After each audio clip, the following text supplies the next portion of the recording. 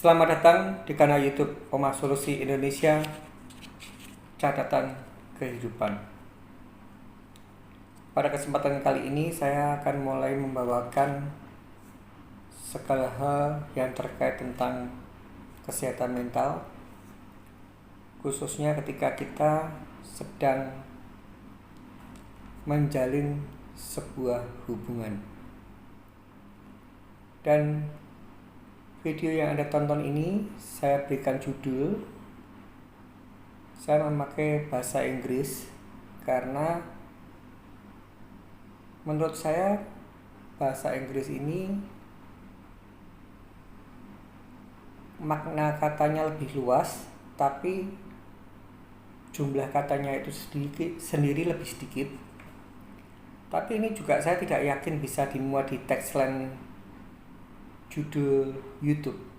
Jadi nanti ada kemungkinan akan ada pemanggalan, tapi intinya adalah without trust there is no reason to continue versus wrong thing happen when you trust the wrong people. Kalau saya Indonesia kan dalam menjalin sebuah hubungan tanpa adanya rasa percaya, tidak ada gunanya untuk melanjutkan hubungan itu sendiri. Berbanding terbalik dengan ketika kamu mempercayai orang yang salah, suatu hal yang jelek akan terjadi. Di sini saya akan mengupas tentang pengalaman hidup saya, karena memang kiblatnya sudah saya ceritakan bahwa saya mengalami, dan saya ulangi lagi bahwa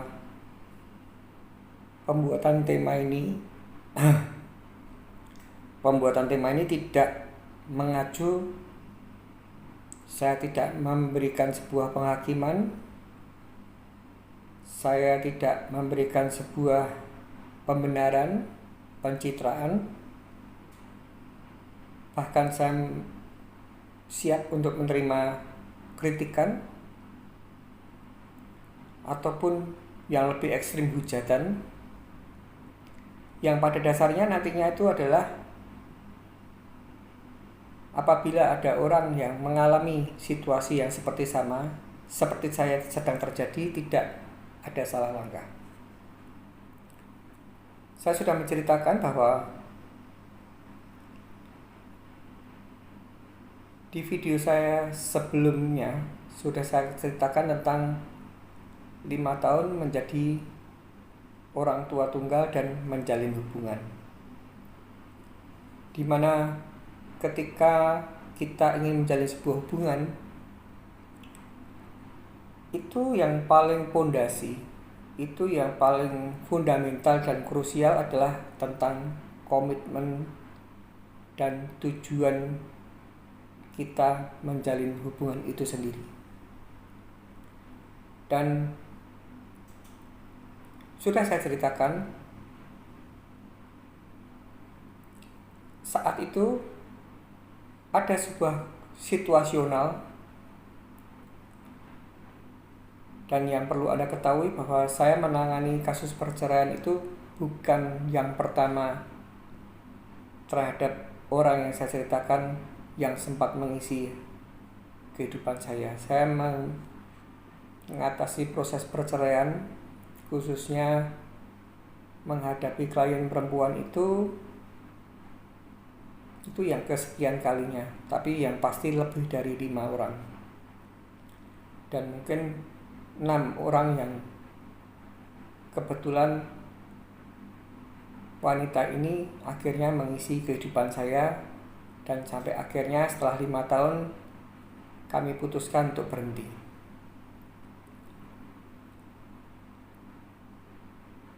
Saya sudah mempunyai sebuah komitmen bahwa saya sudah pernah bercerai. Artinya ketika memang ada wanita yang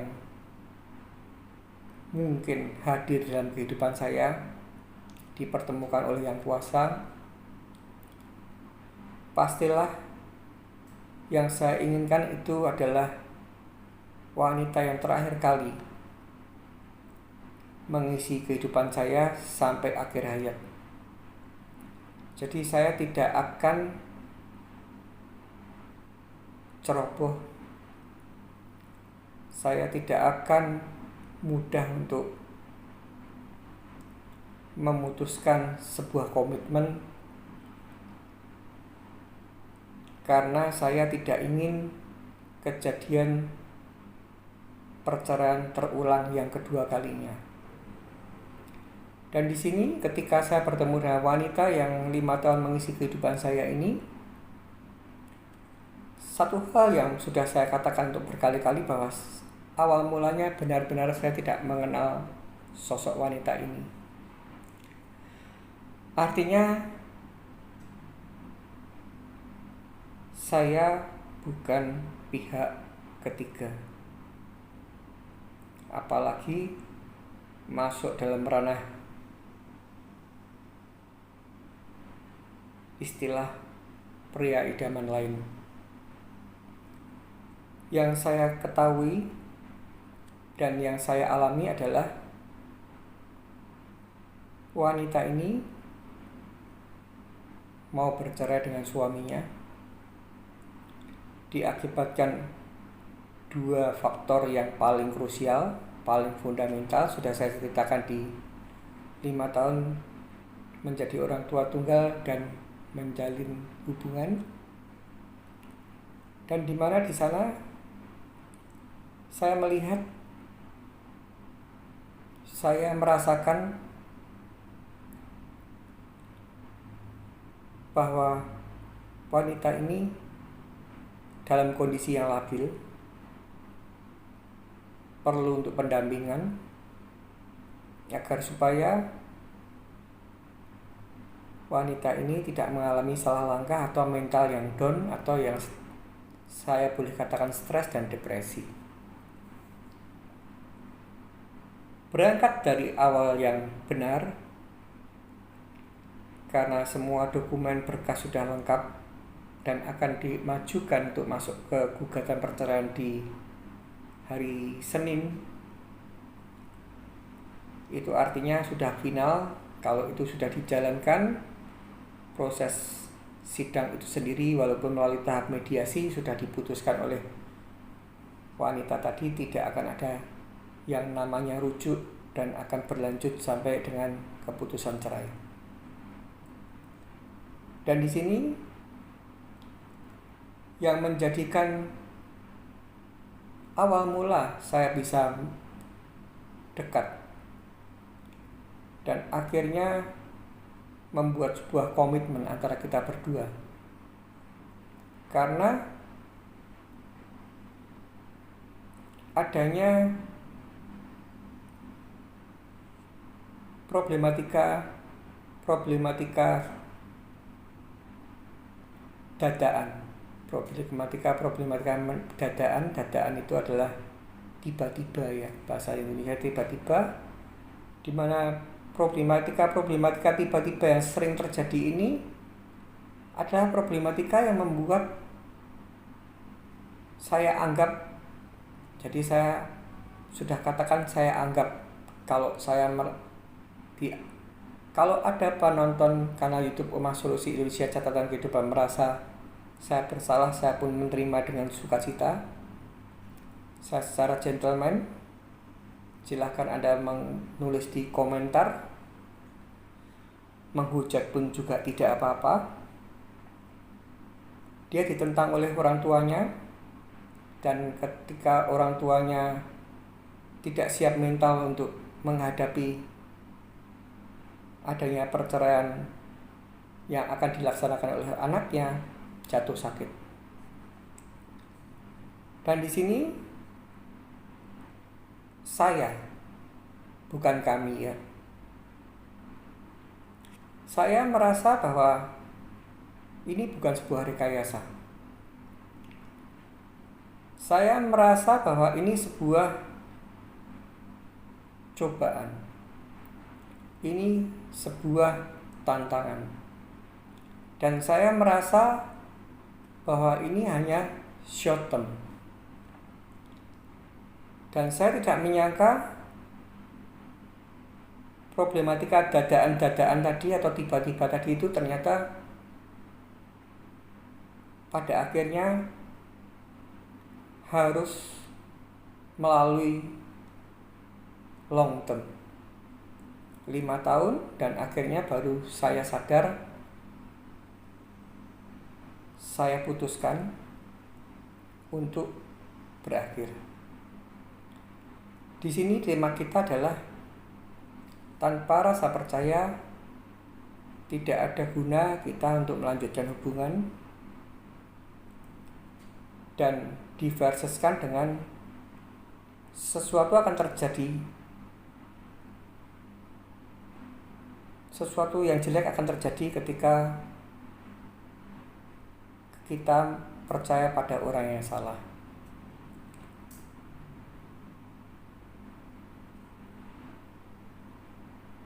Ini tidak memposisikan saya yang benar, dan ini tidak memposisikan wanita yang mengisi kehidupan saya 5 tahun ini yang salah.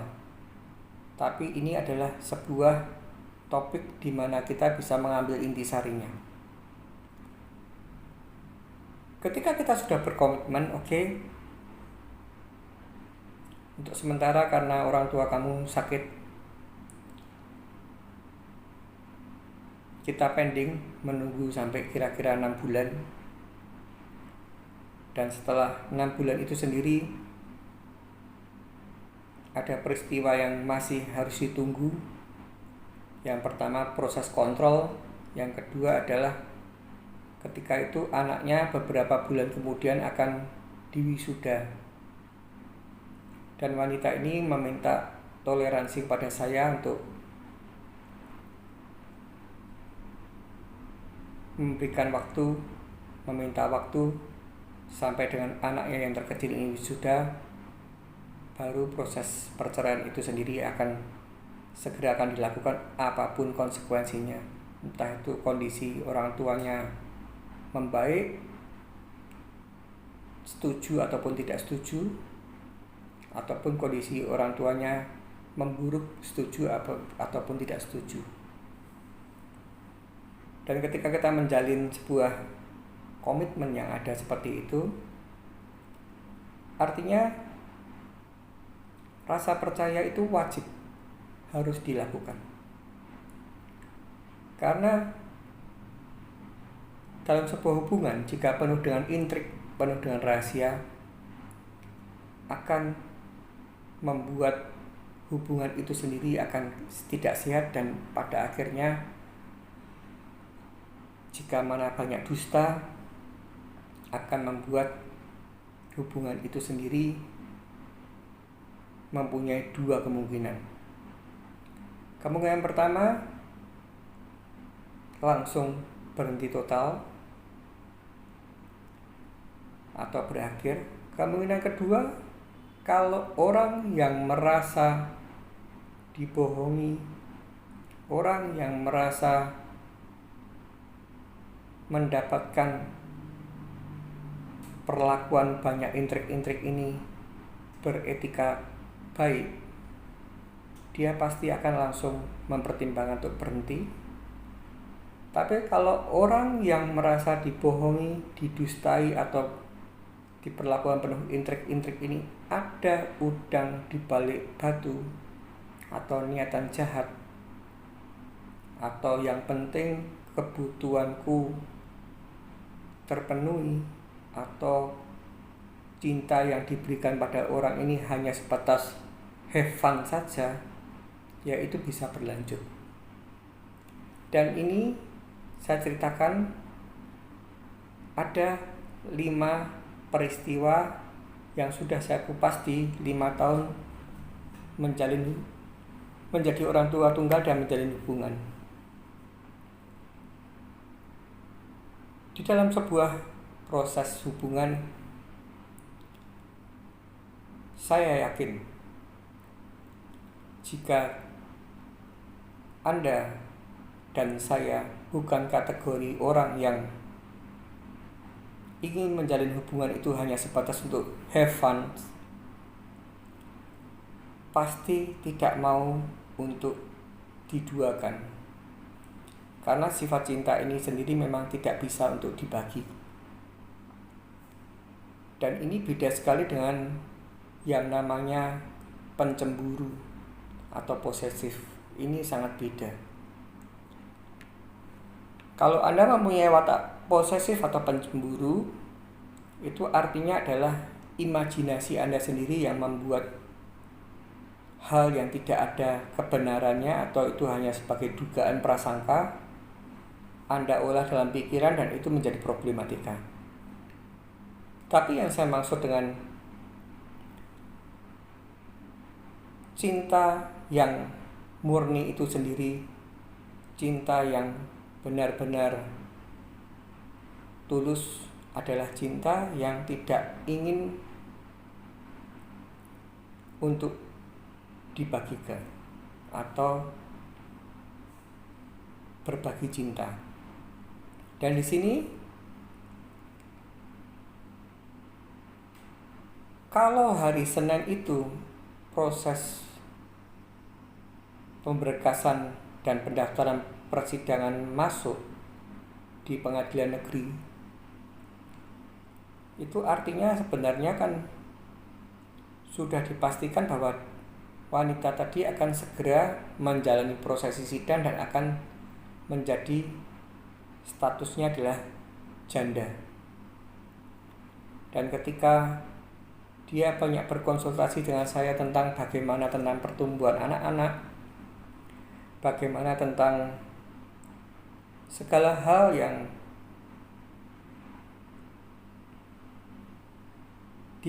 kami bahas tentang masa depan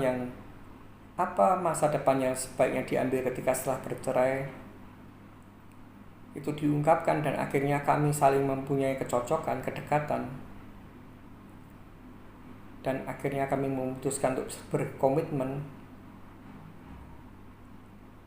Setelah bercerai, kita mendalami sebuah hubungan, menyamakan misi, visi, dan ketika tidak ada hambatan kita akan menjadi dalam satu hubungan sakral suami istri, menikah. Dan ternyata entah ini atas tekanan orang tua, entah ini atas keinginan dari si suami untuk memperbaiki hubungan dengan si istri yang tadinya akan menggugat cerai, entah malah sebaliknya itu hanya sebuah emosi sesaat wanita yang mengisi hati kehidupan saya selama 5 tahun. Saya sampai bingung ini mana yang lebih dominan.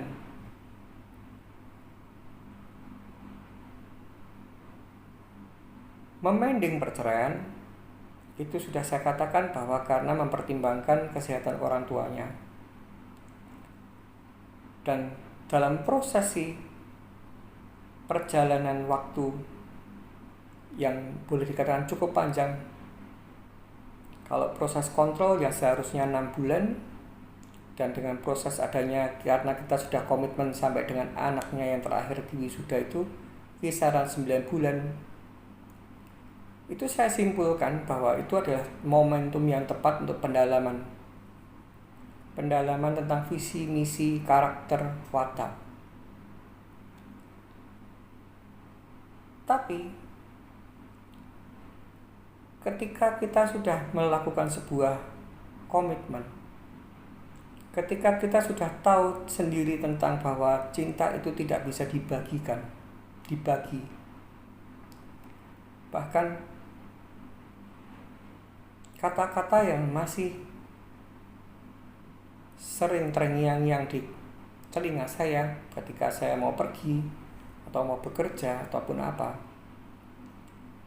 Wanita ini selalu mengatakan, jangan neko-neko.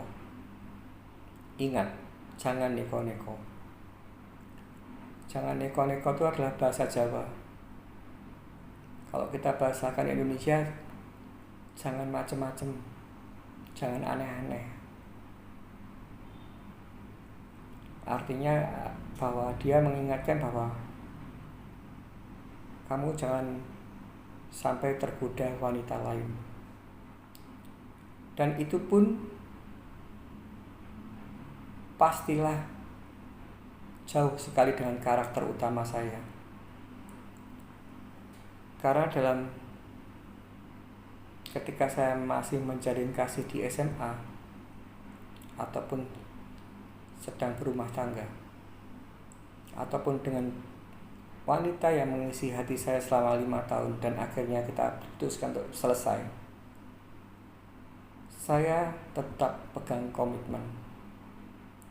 Saya tidak pernah yang namanya aneh-aneh, mendua. Saya bukan tipikal pria mata keranjang.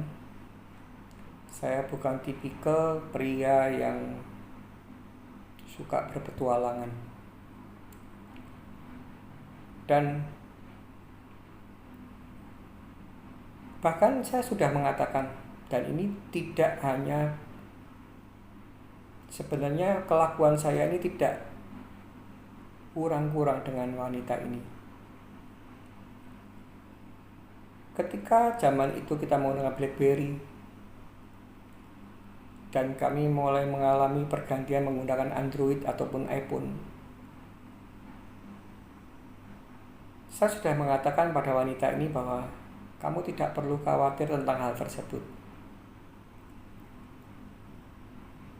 Saya memberikan tantangan pada dia dan saya menjanjikan kepada dia, dan ini tidak menuntut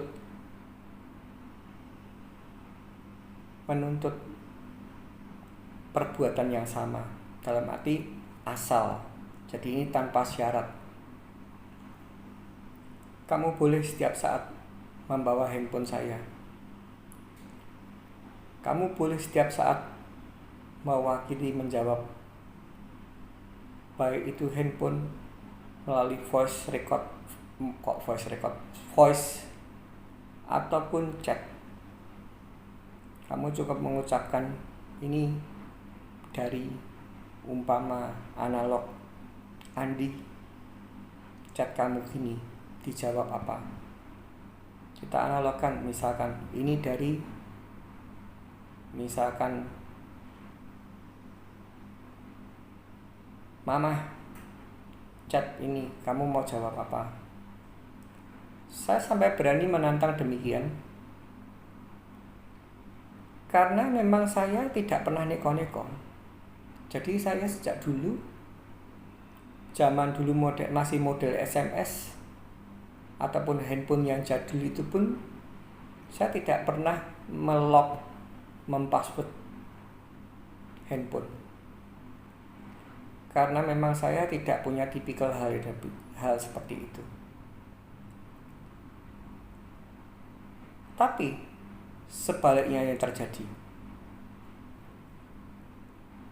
bahwa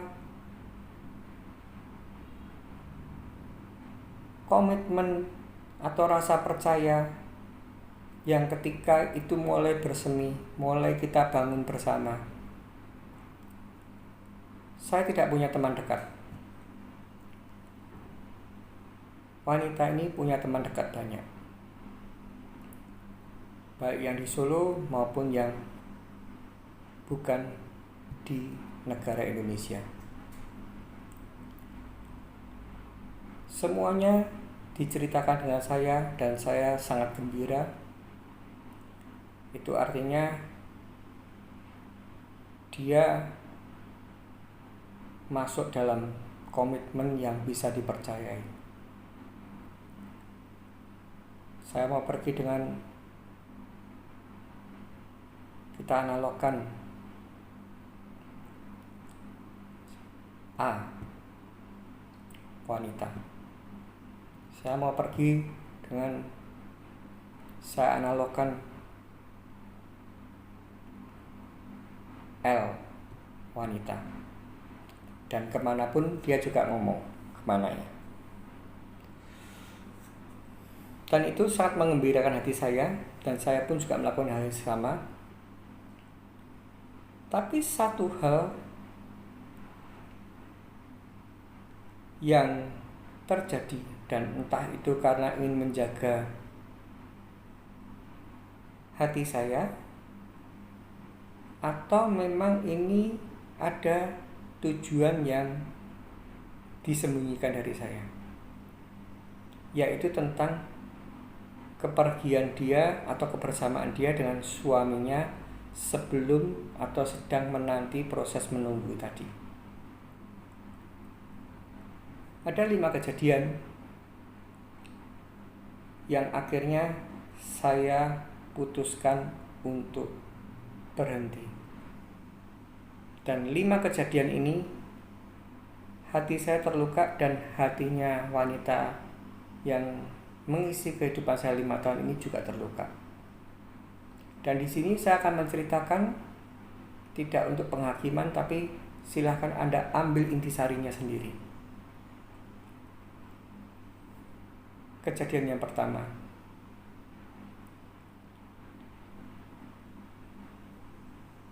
teman partner kerja saya segereja dengan kedua orang tua wanita yang mengisi kehidupan saya. Joint partner saya segereja, dan ketika itu ke gereja dan bertemu dengan mereka berempat.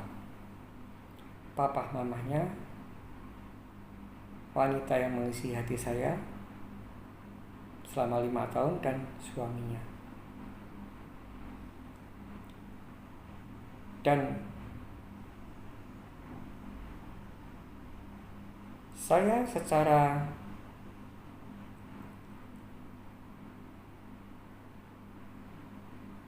hati pasti tidak menyukai situasi tersebut,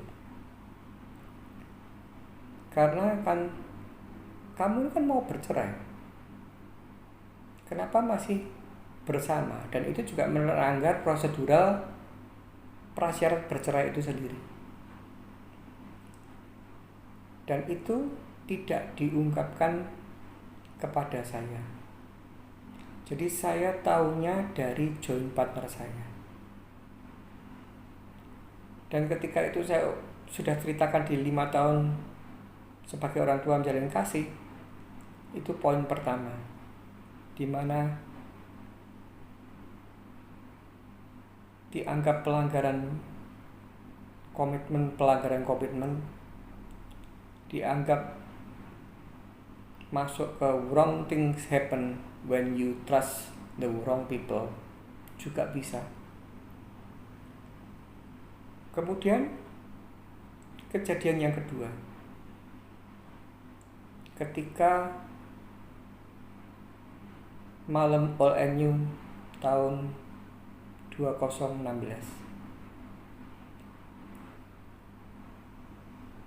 ketika saya mempraktekkan sebuah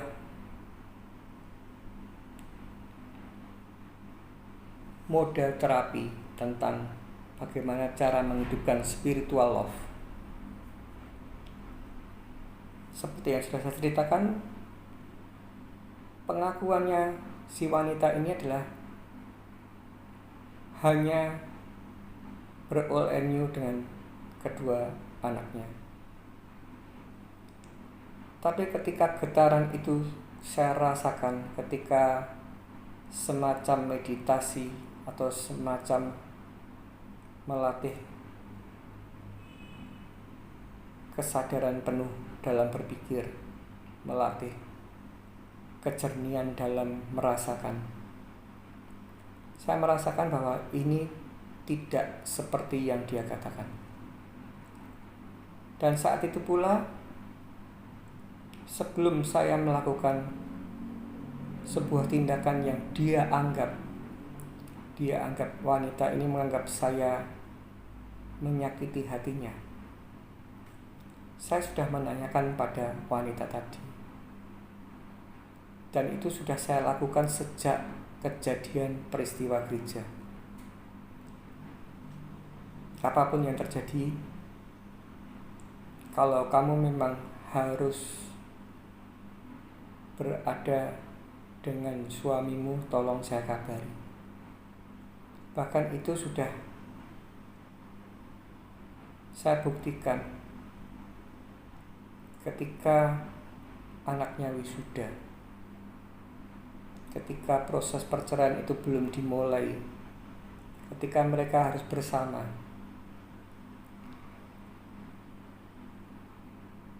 Saya katakan pada dia saya baik-baik saja, walaupun sebenarnya saya tidak baik-baik saja. Bahkan ada satu peristiwa lagi, ketika adik dari mamahnya, anaknya menikah, dan proses perceraian itu belum bisa didaftarkan. Itu pun juga sudah saya katakan, saya tidak baik-baik saja, tapi saya akan berusaha untuk baik-baik saja. Tapi yang terjadi, jawaban ketika saya bertanya tentang ONU adalah, saya hanya bertiga. Di sini judul topik kita, tanpa rasa percaya tidak ada gunanya untuk melanjutkan sebuah hubungan. Tapi sebaliknya, ketika kita terlalu percaya pada orang yang salah, maka suatu hal yang buruk akan terjadi. Karena dia sering menceritakan pergi dengan teman wanita analog A, pergi dengan teman wanita analog L. Saya akhirnya memberanikan diri untuk bertanya kepada teman wanita yang beranalog A. Pastilah dengan cara yang tidak lazim, karena itu adalah hanya satu-satunya pilihan saya untuk mengetahui kebenaran, untuk mengetahui kejujuran wanita ini. Dan kenyataannya adalah upaya saya untuk mencari informasi tadi membuahkan hasil. Ternyata wanita yang 5 tahun mengisi kehidupan saya sembari menanti, yang katanya menanti proses perceraian, menanti hasil dari kontrol, itu ber-ONU dengan suaminya. Dan ketika itu pula kami ribut besar. Satu sisi wanita tadi marah, kenapa kok bertanya dengan temannya berinisial A. Di satu sisi genti saya juga mengatakan, itu saya lakukan karena kamu kebohong. Episode yang itu bisa kita lalui dengan saling introspeksi dan membuat kesimpulan masing-masing. Tapi kata-kata yang selalu terngiang-ngiang dari kata-kata wanita ini adalah, jika ada episode pertama hal yang buruk, pasti akan ada episode yang kedua. Jika ada episode yang kedua, pasti ada episode yang ketiga. Dan jika ada episode yang ketiga, pasti ada episode yang keempat, dan seterusnya. Dan kemudian yang ketiga adalah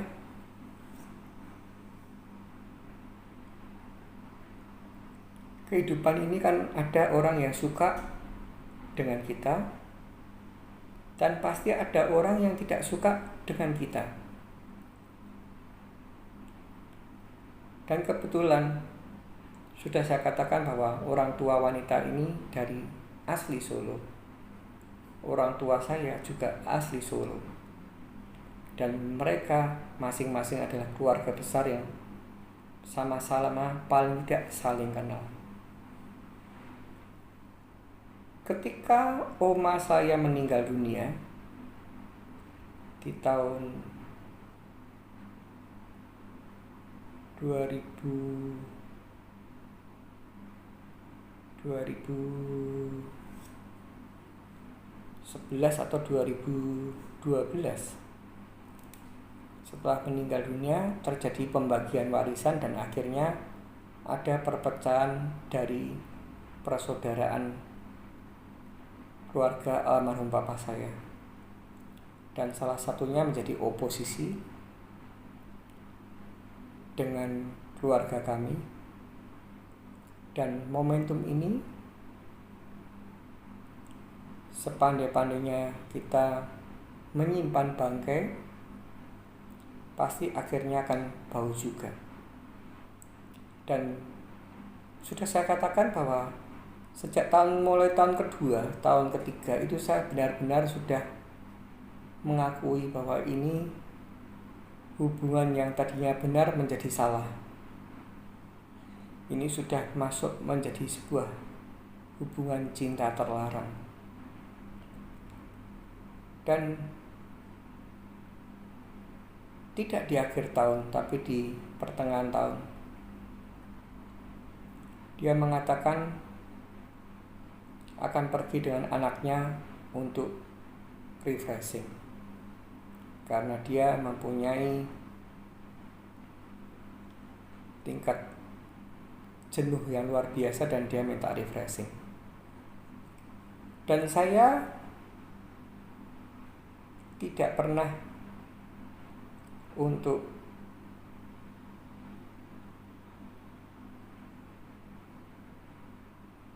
melarang, karena memang saya tidak punya kuasa. Dan yang terjadi, kabar antara terjadinya hubungan saya dengan wanita tadi didengar oleh banyak orang. Dan salah satunya adalah saya tidak memastikan, saya tidak menghakimi, karena ini adalah didapatkan bukan dari saya, tapi didapatkan dari mamahnya orang wanita ini. Jadi saya yang asli gimana saya tidak tahu. Intinya mamahnya wanita ini kenal dengan saudaranya dari keluarga papa saya yang mungkin tidak senang dengan adanya hubungan saya dengan wanita ini, dan terjadi komunikasi lewat chat WhatsApp. Itu versi dari cerita wanita yang saat itu mengisi 5 tahun kehidupan saya. Inti dasarnya adalah, kalau boleh disimpulkan, chat itu adalah saudara saya tadi mempertanyakan kepada mamahnya wanita tadi, apakah anakmu ini mau bercerai, karena anakmu ini sekarang menjalin hubungan dengan keponakan saya. Dan ada kemungkinan, saya katakan ada kemungkinan itu artinya mamahnya yang memang tidak menghendaki perceraian itu pasti akan membantah, dan mungkin tahu kalau memang saya atau anaknya dekat dengan saya. Tidak, itu tidak terjadi. Bahkan anak saya saat ini sedang berlibur sekeluarga di salah satu luar negeri. Dan mungkin karena panas, karena jengkel, mamahnya mendengarkan berita dari yang konon kabar mengakunya dari saudara saya. Karena saya diceritakan oleh wanita tadi. Jadi saya benar-benar tidak tahu realita yang sebenarnya. Mamahnya wanita tadi mengirimkan foto kebersamaan ketika bertamasya atau berlibur di luar negeri kepada saudara saya. Dan karena chat ini dilanjutkan kepada anaknya, jadi dari mamahnya dilanjutkan kepada wanita yang saat itu menjalin hubungan, secara tidak langsung dia juga mulai grogi, bahkan menuduh bahwa pengecat itu adalah saya. Seperti terulang ketika saya bertanya dengan temannya yang berinisial A, padahal saya tidak melakukan hal tersebut. Entah itu karena kepanikan, entah itu karena kebingungan, dia malah mengatakan bahwa ada saudaramu yang mengecat mami, mengatakan tentang perceraian, dan mami memberikan foto tentang liburan. Andaikan Anda menjadi saya atau mengalami seperti saya, kira-kira apa yang harus Anda lakukan? Saya mengatakan pada wanita tersebut, saya tidak mengetahui tentang peristiwa itu. Tapi entah itu kepanikan, entah itu dia ingin tahu saudara saya mana yang menjadi biang kerok, akhirnya secara tidak langsung dia mengakui bahwa dia sedang bertamasya, berliburan sekeluarga. Dan artinya 3 peristiwa, 2 peristiwa diketahui dari orang lain, 1 peristiwa saya yang berinisiatif. Gereja all and new, gereja adalah diketahui oleh orang lain, all and new adalah inisiatif saya untuk kepingin tahu kejujuran. Dan yang ketiga, akibat ada orang yang sentimen, ada orang yang memusuhi atau tidak senang dengan keluarga kami,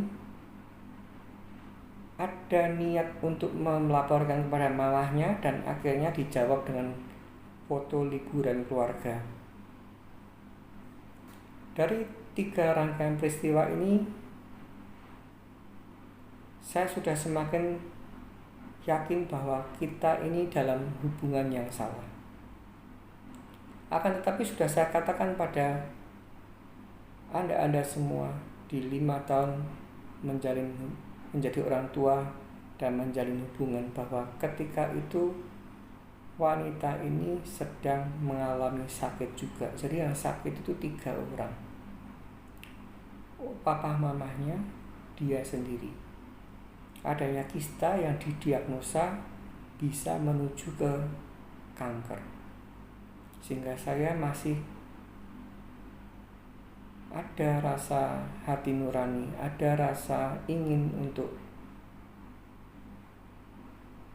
tidak membuat sebuah perkara baru lagi.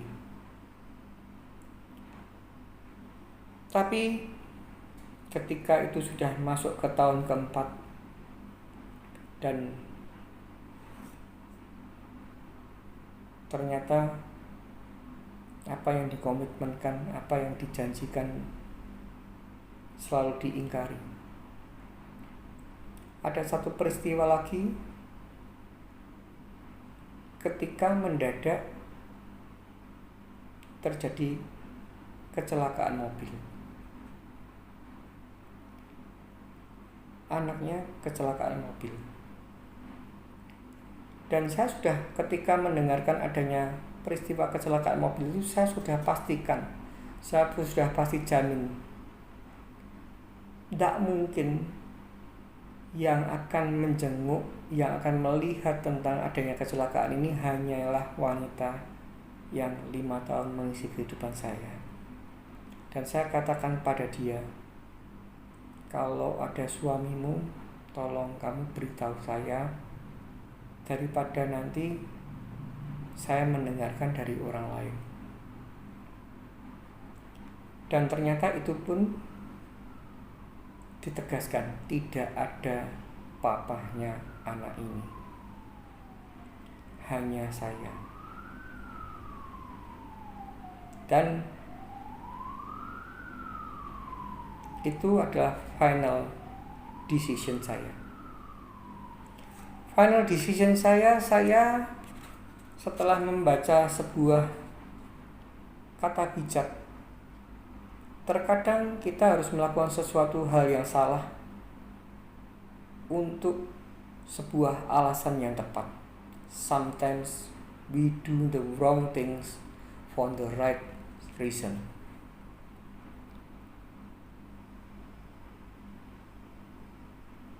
Ada satu, ada dua, ada tiga. Dan saya kepingin tahu apakah ada yang keempat. Dengan sangat terpaksa, melalui proses yang tidak lazim lagi, saya berkomunikasi dengan teman wanita yang berinisial L. Dan terjawab sudah bahwa itu adalah benar adanya. Tidak hanya wanita itu, tapi juga dengan suaminya. Dan peristiwa yang terakhir ditutup dengan ketika saya diseret dalam sebuah pusaran arus ketika anaknya sedang berperkara cukup serius. Dan ketika saya dilibatkan untuk melakukan pembuktian atas penyangkalan dari anaknya tadi, walaupun sudah saya katakan, sudah saya ceritakan di 5 tahun menjadi orang tua tunggal dan menjalin hubungan, untuk apa gunanya dan kenapa saya harus yang kamu mintai tolong. Kamu bisa berdiskusi sendiri dengan suamimu karena sudah jengkel. Tapi saya juga tidak bisa menutup kegengsian saya, tidak bisa menutup kasih cinta saya dan kekhawatiran saya atas curhatan-curhatan tentang kemungkinan kista tadi menjadi kanker. Dan ketika itu kalau sampai kanker akan terjadi kemo dan sebagainya, itu terngiang-ngiang. Dan saya sudah katakan, sudah berjanji, apapun yang terjadi pada dirimu, saya akan bersama kamu. Dan ketika peristiwa yang terjadi, saya diseret dalam sebuah pusaran arus untuk mengatasi anaknya, melakukan pembuktian, dan itu terbukti. Dan yang terjadi adalah ternyata saya adalah second opinion, bukan cuma second, tapi mungkin bukan yang kedua, pilihan yang kedua, itu bahkan pilihan yang kesekian. Dia lebih memberatkan anak, suami, padahal saya ini tadi dimintai tolong. Jadi disitulah video ini saya ambil. Saya tidak melakukan sebuah penghakiman. Ini sebuah pembelajaran. Judulnya adalah sangat tepat. Tanpa ada rasa percaya, tidak ada alasan lagi untuk melanjutkan hubungan. Dan sebaliknya, ketika kita percaya dengan orang yang salah, sesuatu hal yang buruk akan terjadi. Di sisi saya percaya, dan kenyataannya sampai ada 5 kejadian saya merasa walaupun apapun alasannya, entah itu di bawah tekanan, entah itu apapun alasannya, bahwa saya didustai. Sebaliknya dari sisi wanita tadi, dia merasa kamu sudah saya percaya, kamu sudah saya ceritakan teman-teman saya A sampai Z, tapi malah kamu gunakan kepercayaan saya menceritakan teman-teman saya A sampai Z itu dengan cara yang tidak lazim untuk membuktikan keberadaan dia dan suaminya. Dan seketika itu pula saya menjawab pada wanita tadi, itu semua saya lakukan karena saya mencintai kamu setulus hati. Dan kalau saya ingin menjadi pecundang, dan kalau saya mencintai kamu hanya have fun, atau malah bahkan ingin memanfaatkan kamu mau pergi dengan suamimu, mau kemanapun, mau bersama dengan suamimu, kalau memang saya pecundang dan bukan karena saya mencintai kamu secara tulus, I don't care about it. Saya ceritakan demikian, dan akhirnya itulah yang sampai pada akhirnya ketika penghambat restu dari 2 orang tuanya tadi itu, masalah tersebut hilang karena kebetulan kedua orang tuanya meninggal di tahun yang bersamaan. Ketika itu pula saya memutuskan dengan cukup berat, bahkan sempat goyah, untuk berhenti. Semoga video ini bermanfaat, semoga Anda bisa mengerti dan bisa mengambil hikmah dari cerita saya. Jangan menyerah, tetap semangat, dan ingat, badai pasti berlalu.